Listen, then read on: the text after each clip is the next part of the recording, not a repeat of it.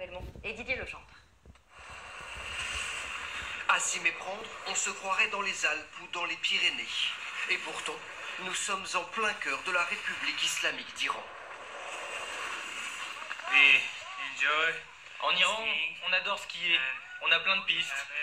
Un peu comme vous dans les Alpes. Skier en Iran peut paraître surprenant et pourtant, le pays compte près d'une vingtaine de stations.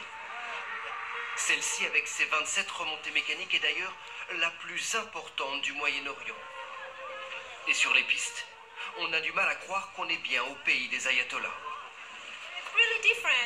C'est parce que vous avez une fausse image de l'Iran. Oui, il y a des gens qui sont religieux ici. Mais il y a aussi plein d'Iraniens comme nous, qui aiment skier, qui aiment s'amuser. Cette station de ski a été créée avant la révolution islamique par le Shah d'Iran il y a 50 ans. Et depuis leur arrivée au pouvoir, les ayatollahs ne l'ont jamais fermée et n'ont jamais interdit le ski en Iran, à tel point que cette station est devenue un espace de liberté pour certains Iraniens.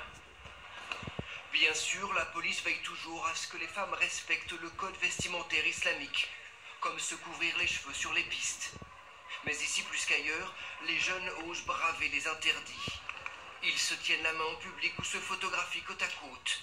Car en Iran, la montagne est un endroit à part. Ici, les contraintes sont moindres et les responsables politiques font preuve de plus de laxisme et plus de tolérance, je dirais. C'est une zone de tolérance. Nous avons même partagé notre télécabine avec cette surfeuse iranienne. Une chose impensable dans le reste de l'Iran où hommes et femmes non mariés sont strictement séparés. On ne risque rien tous les deux? Non, ici, il n'y a aucun souci. La police ne viendra pas nous embêter. Mona Serraji est la première surfeuse iranienne. Let's rock and roll. Elle se définit comme une musulmane moderne et accro à la glisse. Mais surfer est surtout pour elle un moyen de montrer qu'en Iran, les femmes doivent aussi avoir le droit de vivre leur passion. Chacun doit être libre de ses choix.